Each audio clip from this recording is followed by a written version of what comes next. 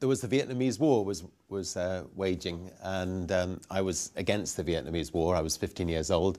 I decided to start a magazine to campaign against it. It's called Student, and it became the sort of the national magazine for young people. The magazine didn't make much money, but it got a big circulation. About 100,000 young people bought the magazine. And one day I took an advert in the magazine, Virgin Records, 10 to 60% off any album on any label, and listed the kinds of records we liked, things like Frank Zappa rather than Andy Williams. And so it became very much the rock and roll mail order company.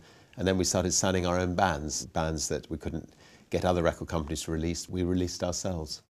There are bands everywhere that want to be found. It's finding the right ones. And I had a 15-year-old boy called Mike Oldfield come to me with a tape called Tubular Bells, which he'd recorded all the tracks himself. I literally went to another record company, borrowed an artist called Sandy Denny's contract, and we typed out the contract. We managed to get the Exorcist to take the music, and that took it to #1 in America. It became a phenomenal success. Moved on and signed bands like the Sex Pistols and the Rolling Stones and a lot of other iconic great bands. In those days, there was quite a lot of money to go around in the record business. A big hit album could sell 10, 15 million albums.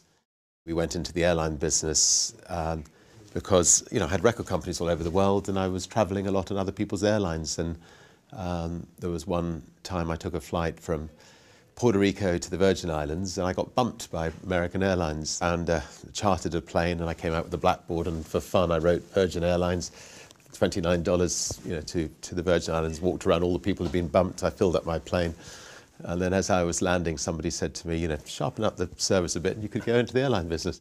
And I've started 3 or 4 airlines, so Virgin Atlantic, Virgin America, Virgin Australia, and they've all gone really well. And the reason they've gone well is because they're the best airlines in their field. And if you're the best hotel or the best shop or the best club or the best airline, you survive. I mean, it's people who try to be second best who normally stumble.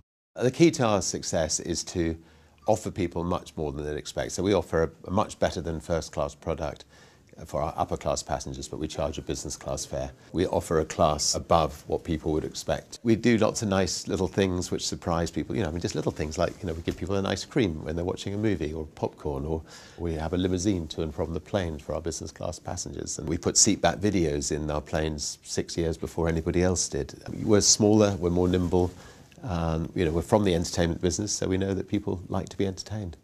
Virgin is always evolving. I start businesses not because I think I'm going to make money out of business. I'm not particularly interested in that. I start businesses because I think I can make a real difference. The main thing to remember, though, is if you do go out to start a business, most people fail. But most people also pick themselves up and try again and again until they finally succeed.